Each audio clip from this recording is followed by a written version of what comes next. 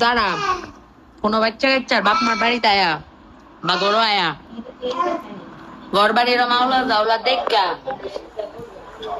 আলোচনা সমালোচনা করবেন, তার উদ্দেশ্যে একটা কথা কইতাম চাই।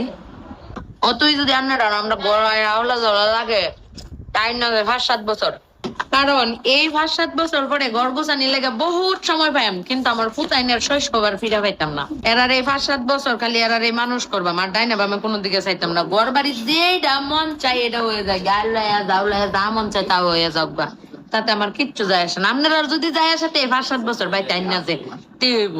হম, আমি দেখছি যারা আরো বাচ্চা কাচ্চার মা, মানে কয়দিন আগে বাচ্চাটি বড় হয়েছে, হেরা আরো বেশি তা লইয়া গুতাগুতি করে। কিন্তু হেরা যে কয়দিন আগে এই দিনটি পার করে আইছে, এটি হেরা মনে হয় তাই না, কারণ যে বেলা যার উঠছে যেটা তাই হে বেলায় বুঝে, আর হেটা যদি পার হয়ে জায়গা তে আর বুঝতেছে না।